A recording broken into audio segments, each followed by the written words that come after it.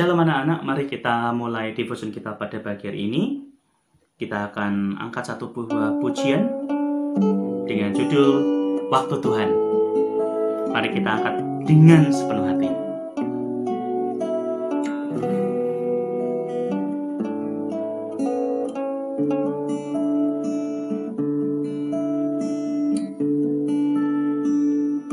Bila kau izinkan sesuatu terjadi, ku percaya semua untuk kebaikanku. Bila nanti telah tiba waktumu, ku percaya kuasa-Mu memulihkan hidupku. Waktu Tuhan pasti yang terbaik, walau kadang tak mudah dimengerti. Lewati cobaan, ku tetap percaya waktu Tuhan pasti yang terbaik.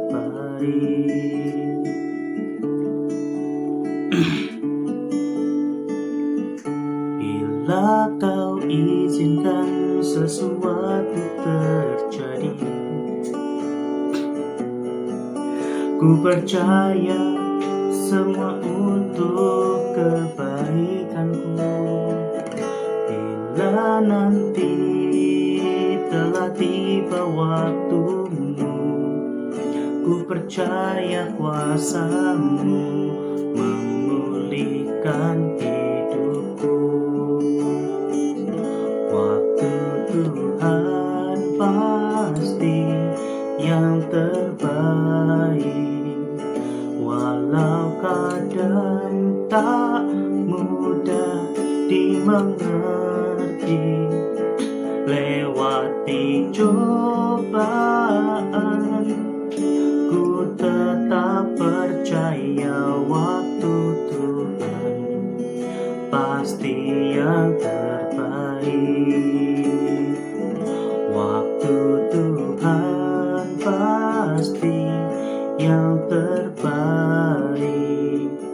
walau kadang tak mudah dimengerti. Lewati cobaan, ku tetap percaya waktu Tuhan pasti yang terbaik. Tuhan, terima kasih pada pagi hari ini. Berkati Tuhan setiap apa yang akan kami dengar. Berkati Tuhan akan devotion kami, biar kami lebih dalam lagi mengenal Engkau Tuhan. Terima kasih ya Tuhan, terima kasih. Inilah doa kami, di dalam nama Tuhan Yesus kami telah berdoa dan syukur. Amin. Mari sama-sama kita buka Alkitab kita. Kita buka di Yohanes 15 ayat yang ke-16. Itu adalah ayat hafalan kita. Kemudian untuk pembahasan pada pagi hari ini, kita bahas dari Yohanes 15 ayat yang ke-17. Mari kita sama-sama baca dari Yohanes 15 ayat yang ke-16. Demikian firman Tuhan, bukan kamu yang memilih aku, tetapi akulah yang memilih kamu, dan aku telah menetapkan kamu, supaya kamu pergi dan menghasilkan buah, dan buahmu itu tetap, supaya apa yang kamu minta kepada Bapa dalam namaku, diberikannya kepadamu. Sekali lagi, Yohanes 15 ayat yang ke-16, bukan kamu yang memilih aku, tetapi akulah yang memilih kamu, dan aku telah menetapkan kamu, supaya kamu pergi dan menghasilkan buah, dan buahmu itu tetap, supaya apa yang kamu minta kepada Bapa dalam namaku, diberikannya kepadamu. Nah, pembahasan kita pada pagi hari ini yaitu di ayat yang ke-17, ayat setelahnya, yaitu inilah perintahku kepadamu, kasihilah seorang akan yang lain. Oke. Saat Tuhan berkata tentang buah atau buah perbuatan, Itu sesungguhnya yang diinginkan oleh Tuhan, yaitu sebuah perbuatan yang baik dalam hidup kita. Nah, kita sebagai orang percaya, kita dituntut untuk berbuah setiap hari. Kita dituntut untuk bisa melakukan perbuatan baik setiap hari. Nah, sebelum kita masuk lebih dalam, Sri Yohanes akan mulai dari sebuah cerita pengalaman, yaitu pada waktu Sri Yohanes ada di jalan, Sri Yohanes melihat waktu itu kendaraan begitu ramai dan juga banyak orang juga berlalu lalang di situ. Mereka ya ada yang menyeberang jalan, ada yang mereka ada yang meminta-minta seperti itu. Nah, ada sebuah fenomena yang Sri Yohanes melihat itu cukup unik. Apa fenomena itu? Itu adalah pada waktu anak-anak, ada sekelompok anak sebenarnya, ada sekelompok anak, mereka menghadang kendaraan dengan bak belakang yang besar dan kosong, dan mereka, saya melihat begitu berani. Mereka menghadang ya dengan penuh gagah. Mereka berusaha menghadang kendaraan tersebut, dan entah kenapa sopir itu tiba-tiba langsung berhenti.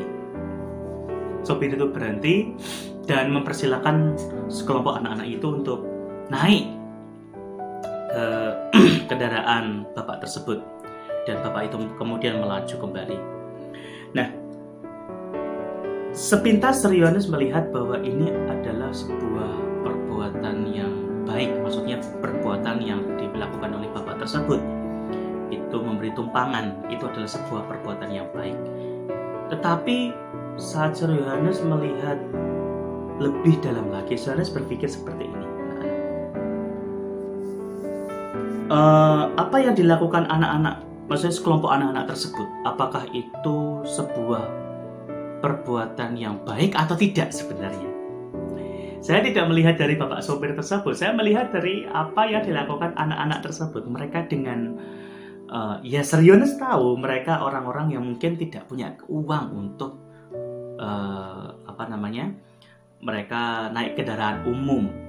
Tetapi jika kita melihat lebih dalam lagi, apa yang mereka lakukan itu sebenarnya cukup berbahaya, dan itu sangat mengancam nyawa mereka sendiri, terutama untuk mereka yang menghadang mobil tersebut tepat di depannya.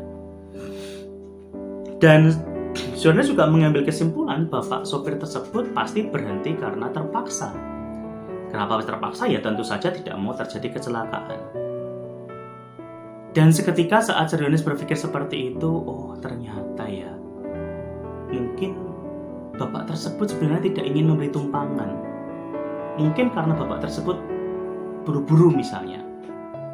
Tetapi karena anak-anak itu berusaha untuk menghentikan kendaraan tersebut, sehingga mereka berusaha untuk menghalang-halangi kendaraan tersebut dan berhenti.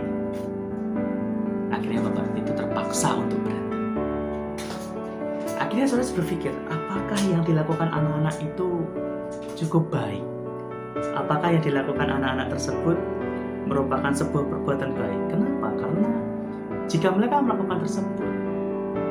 melakukan perbuatan itu, tentu saja itu seperti memberikan sebuah tantangan bagi orang lain, mau berhenti atau mau jalan seperti itu.